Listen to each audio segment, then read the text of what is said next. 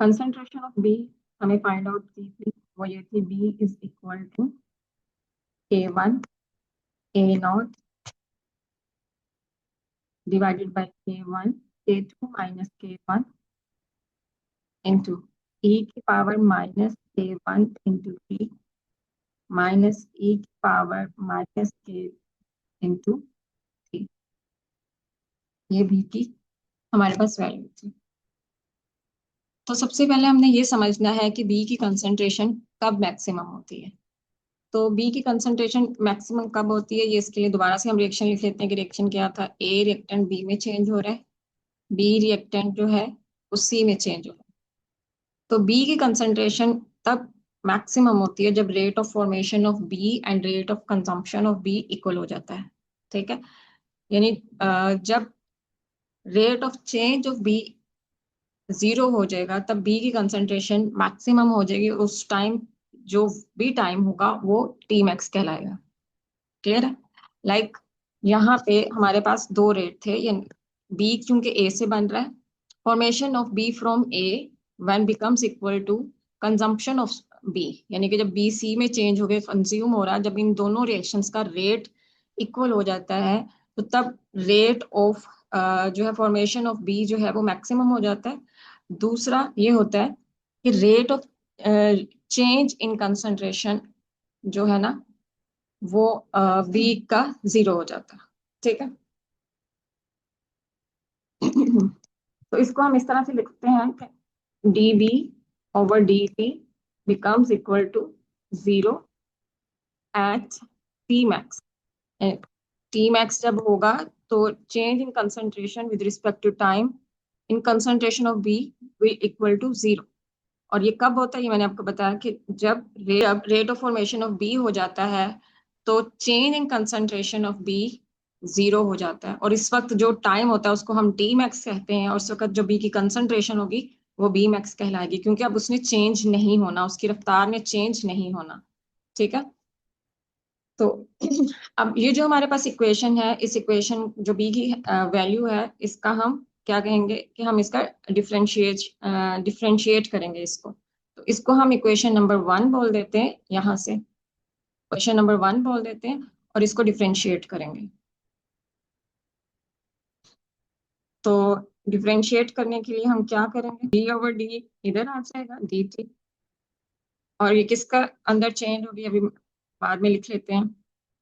इसके अलावा यहाँ पे हमारे पास आएगा डी, जहाँ जहाँ पे K1 A0 is a constant, same way K2 minus K1 is a constant, तो इनका नहीं आएगा। ठीक है।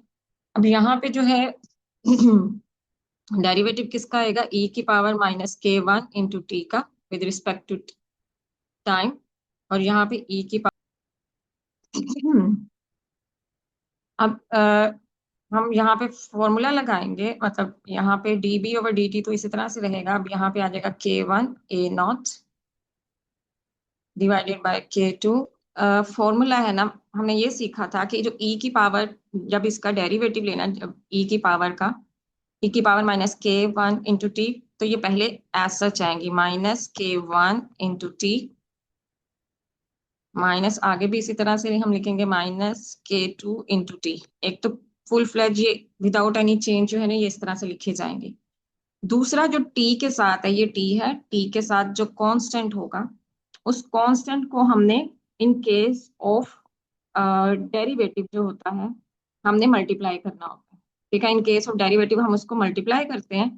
तो यहाँ पे ये K2 है, कांस्टेंट है, और यहाँ पे आएगा माइनस K1, और यहाँ पे आएगा minus K2, K2 minus K1, अंदर आ जाएगा माइनस K1 e की पावर माइनस K1 इंटू, अब माइनस माइनस चूंकि प्लस हो जाएंगे, ये आ जाएगा प्लस ई K2 e की power minus K2 into T.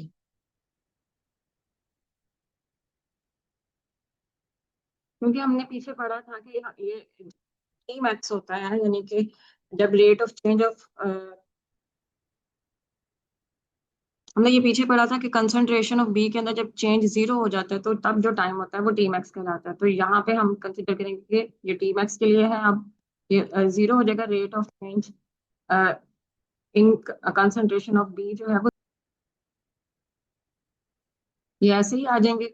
और अंदर जो है ऐसे लिखा जाएगा -k1। ये पूरी वाली टर्म है जो मल्टीप्लाई हो रही है, ये सारी टर्म जो मल्टीप्लाई हो रही है इसको हम लेफ्ट साइड पे जब लेकर आएंगे, जीरो से मल्टीप्लाई हो जाएगी तो ये जीरो हो जाएगी। बाकी हमारे पास बचेगा अब यहाँ पे -k1 e⁻−k1 × t plus k2 e⁻−k2 × अब इसको आके हम लेफ्ट साइड पर लेकर आएंगे तो ये आ जाएगा plus k1 e⁻−k1 × t is equal to k2 e⁻−k2 × t।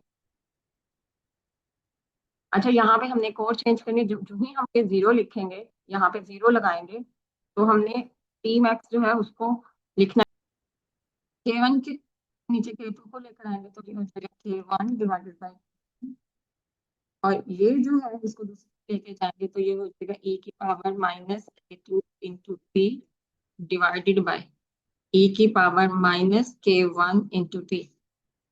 अच्छा, अगेन इसके साथ भी मैथ्स आपने लिख लेना है, इसके साथ भी मैथ्स लिख लेना है। ठीक है, अब ये टी मैक्स जो है, अब इसको अगर हम ऊपर लेके जाना चाहेंगे तो ये यहाँ पे जो पावर माइनस में है ये प्लस में चेंज हो जाएगी। ठीक है, तो ये इक्वेशन हमारे पास किस तरह से बन जाएगी, k1/k2 is equal to e⁻−k2 T max into e⁻+k1 T max. अब क्योंकि हमारे पास टी मैक्स कॉमन है तो इसको कॉमन कर देंगे। यहाँ पे आ जाएगा e⁻, जो k1 है वो पॉजिटिव में, वो शुरू में आ जाएगा k1 - k2, और टी मैक्स जो है वो कॉमन आ गया, टी मैक्स यहाँ पे आ गया k1 k2 एज सच। अब इस इक्वेशन को हम एंटी लॉग लेंगे। जो ही हम इस इक्वेशन का एंटी लॉग लेते हैं, ठीक है, यहाँ तो ये लॉग नेचुरल k1/k2 आ जाएगा, k1/k2 का लॉग नेचुरल, और इस तरह से इसका भी ई का भी जो है वो लॉग नेचुरल आएगा, k1 - k2 × t मैक्स। तो अब ये दोनों एक दूसरे को कैंसिल आउट कर देंगे।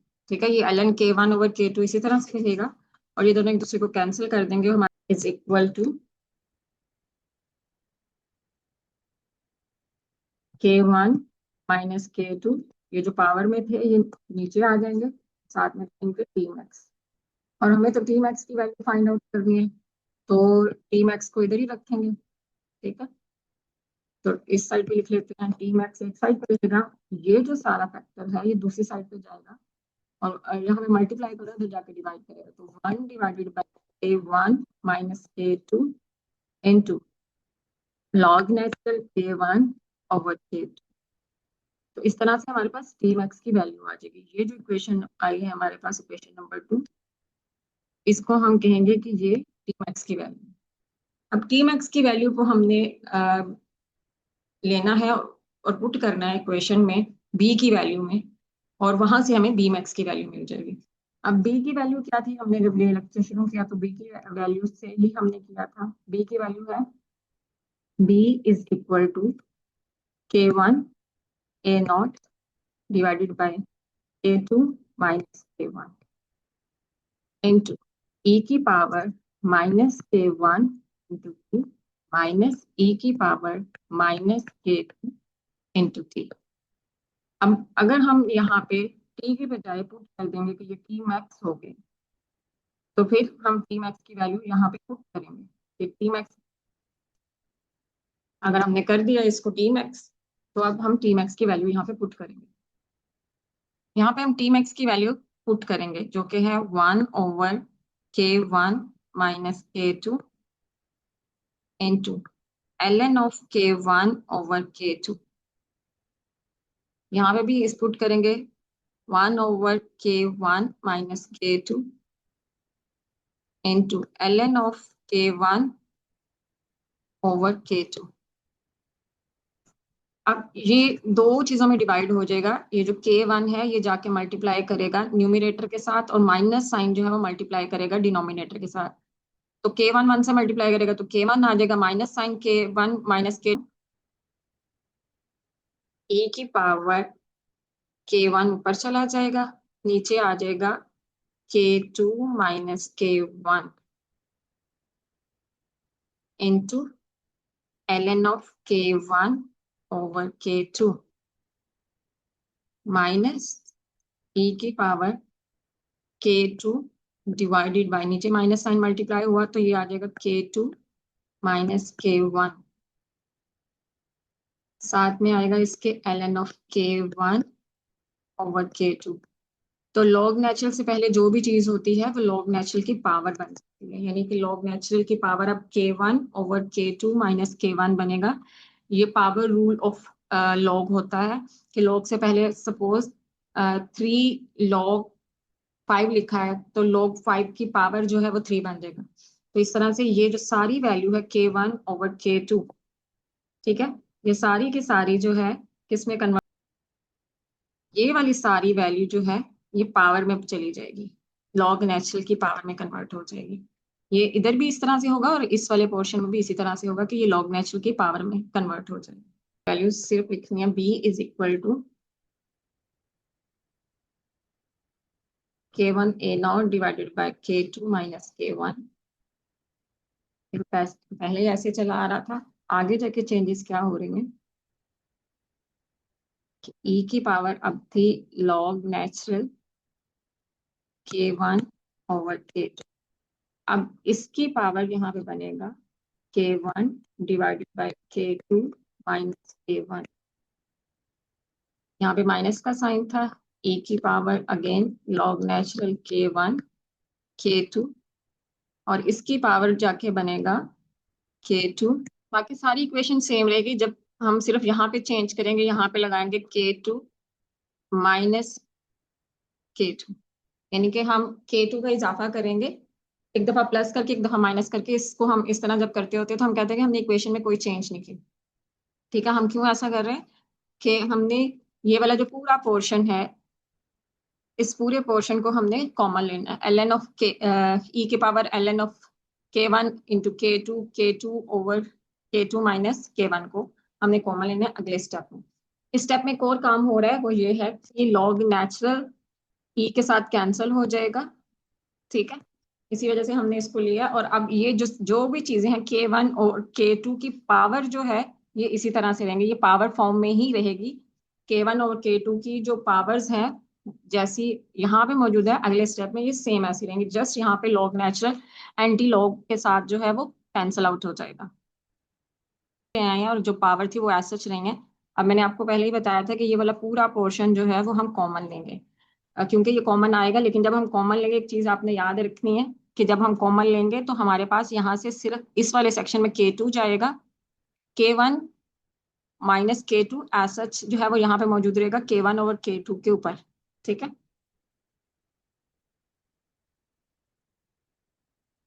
यहाँ पे हम कॉमन लेने लगे हैं k1/k2 को, और साथ में पावर भी एक कॉमन आएगी k2/k2 माइनस k1। लेकिन यहाँ पे बचेगा k1 और k2, k1/k2 के साथ अंदर, ठीक है। तो ये अंदर बचा k1/k2, और इनकी पावर बची k1 माइनस k2, ये ऊपर बच गई, और यहाँ पे आ गया -1।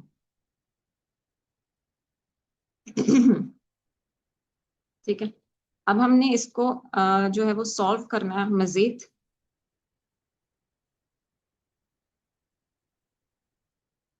यहाँ पे भी इसके डिनोमिनेटर में आना था k2 माइनस k1 जो मैं मिस कर, और इसी तरह से यहाँ पे भी आएगा k2 माइनस k1, ठीक है। ये पावर में ही है अभी, ठीक है।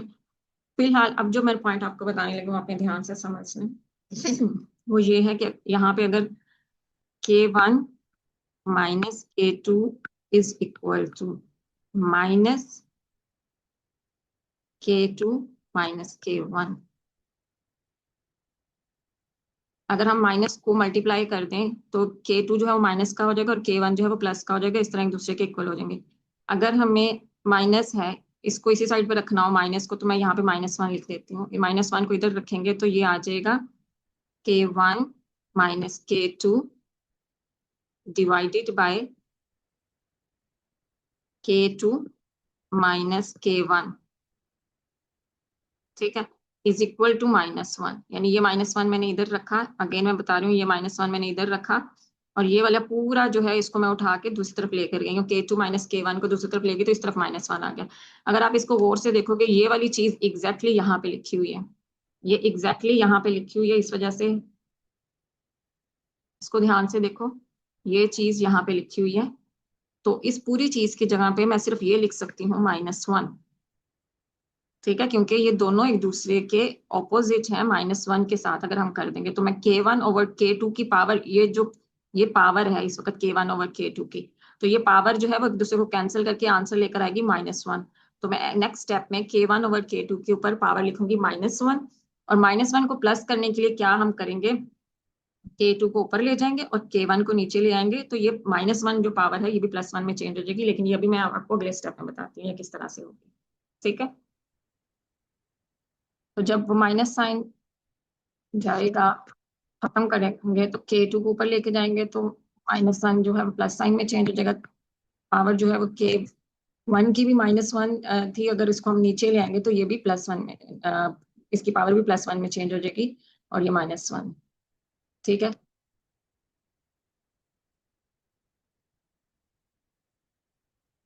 हमारे पास ये बी मैक्स है, मैंने अगर बी लिखा है तो आपने इसको बी मैक्स लिख लिया, ठीक है, क्योंकि हम बी मैक्स ही कैलकुलेट कर रहे थे। K1 A0 divided by K2 minus K1, K1 over K2 की power K2 divided by K2 minus K1, और यहाँ पे क्या आएगा एलसीएम, हम अभी K1 से कैंसिल हो जाएगा, K2 minus K1 K2 minus K1 से कैंसिल हो जाएगा, बाकी इक्वेशन बन जाएगी। बी मैक्स की वैल्यू हमारे पास फाइनल आ चुकी है A0 into K1 over K2 की power K2 divided by K2 minus K1। तो ये बी मैक्स की वैल्यू है हमारे पास, यही हमें कैलकुलेट करनी थी आज के लेक्चर में। होपफुली बच्चों आपको समझ आ चुकी होगी, थोड़ा लेंथी है। और अब हमारा सिर्फ लास्ट जो स्टेप है, लास्ट पार्ट में मैं आपको बताऊंगी सी की वैल्यू कैलकुलेट करना, और इसके दो मेथड है, दोनों मैं आपको करा दूंगी, उनमें से जो भी आप पिक करना चाहो कर सकते हो, ठीक है। की प्रैक्टिस, ताकि आपको अच्छे से ये आ सके, ये आप बार बार प्रैक्टिस करोगे, छोटी छोटी गलतियां करोगे, मैंने आपको छोटे छोटे स्टेप बताए हैं, ठीक है। जो जहां से आपको मुश्किल आ सकती है, समझ नहीं आएगी,